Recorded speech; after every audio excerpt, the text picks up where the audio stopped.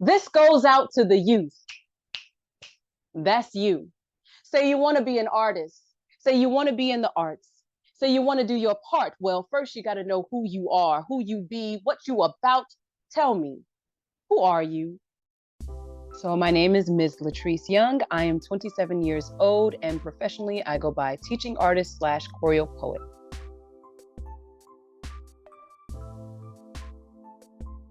Teaching artist is someone who is in the performing arts world, and they also teach those things to organizations, schools, individuals, etc.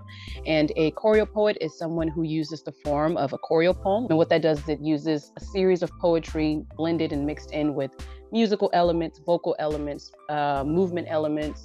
You can play live music, or you can make the music with your body yourself. And same thing with the movement. Some people say dance. I don't. I say movement exploration because it doesn't have to be dance. And the same thing with vocal exploration. It's not necessarily singing, although if you sing, feel free.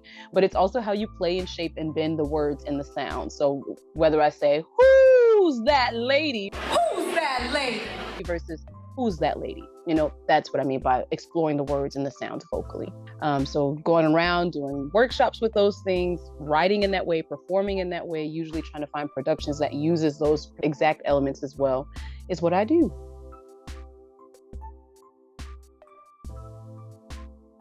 I graduated from Purdue University. My major was creative writing with a poetry concentration. And then I had a lot of minors in African American studies, Spanish, communication, theater. I don't know if I said dance already.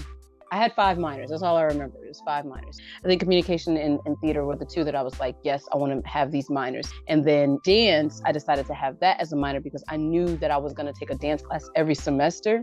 And African American studies was accidental. Just being Black, I wanted to take more Black classes. I wanted to do a lot of things that dealt with African Americans in our history. So it was bound to happen with someone like me. I like to enjoy my college experience, and I did with the 5 minors in 1 major. So that worked.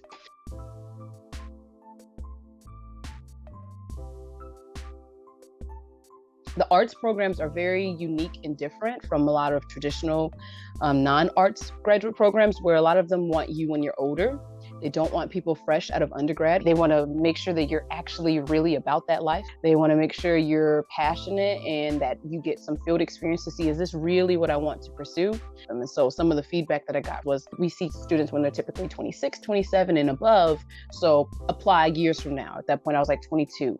And now I am in graduate school. I'm finishing up my first year through a very unique program where you come in either with an idea of what type of performance style you want to pursue more or further develop, or you determine that once you get into the program.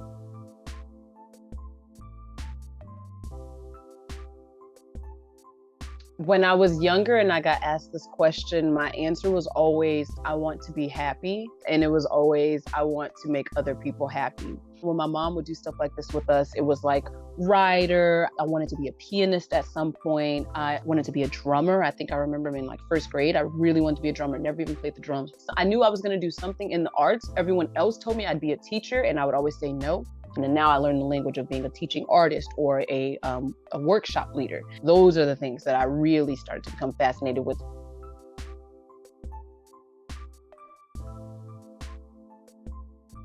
I loved all of them, but if I had to pick which ones I loved the most, it was usually social studies and English or writing or whatever, whatever that was called, which makes sense, poet, right? There was a time where math was my favorite subject. There was a time where science was my favorite subject. It all depends on the year and what we were learning at that time.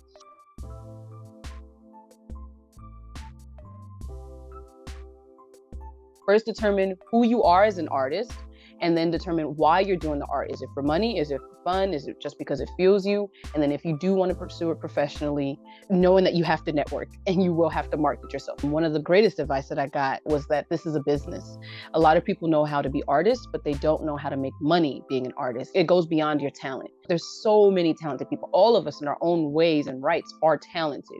So if you don't know how to market yourself, if you don't know how to go speak to people, you won't make any money doing that. And that's totally fine if you're not trying to be a professional, money-making type of person. So you have to determine first, is this a hobby or is this something that I want to make money for?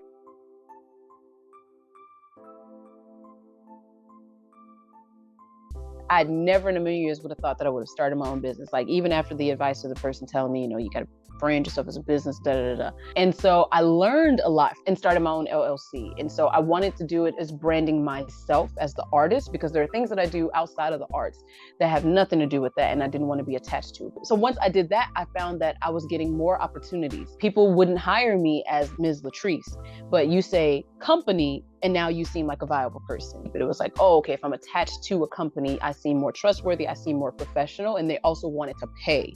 When I wasn't attached to a company, it was either, can you do this for free, or very, very little pay, which was almost equivalent to nothing.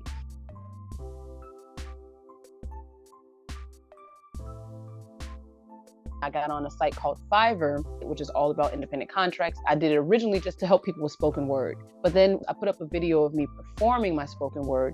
And instead of people asking me to help them with their spoken word pieces, they were asking me to voice either poetic projects or just acting things that they had written themselves because they liked my voice. And so I created a voiceover gig, and that's what got me into the voiceover world. And then Oakley found me and asked me to originally just write stuff. And then I was like, oh, well, I also have a voiceover gig if you wanted me to voice this. And so they were like, there's no guarantee that they'll accept it. And then the NFL approved and Oakley approved. And so I don't want to say luck, because I'm very blessed. And I think I still also put in a lot of work. So it goes beyond luck, but also there's this chance opportunity that they just so happen to pick me. I also just so happen to respond and just so happen to be dope, you know?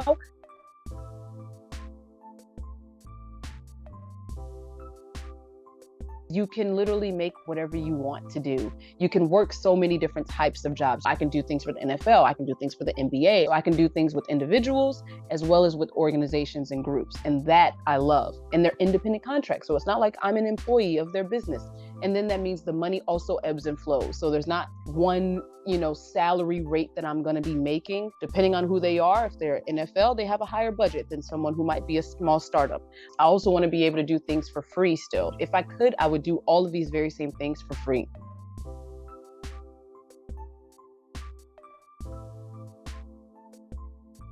This goes out to the youth. That's you. Say you want to be an artist. Say you want to be in the arts. Say you want to do your part. Well, first you got to know who you are, who you be, what you about. Tell me, who are you at your core? Do you love others? Do you love yourself? First, look in the mirror and tell me, who are you? That's what I will leave people with. And you can see the movements, you can feel the snaps. So there's the musical elements. And the only thing I didn't do, I might not have done the vocal expiration, but there was also stillness and breath in there, which is very important for choreo poetry. Then the art, the education aspect of it, asking these questions. I can't tell you who you are, but I can ask you things that can help guide you to that. So that's what I mean by teaching artists. That's what I mean by Choreopoet. That's what I mean by literally branding yourself, people, as the artist that you are and trying to improve.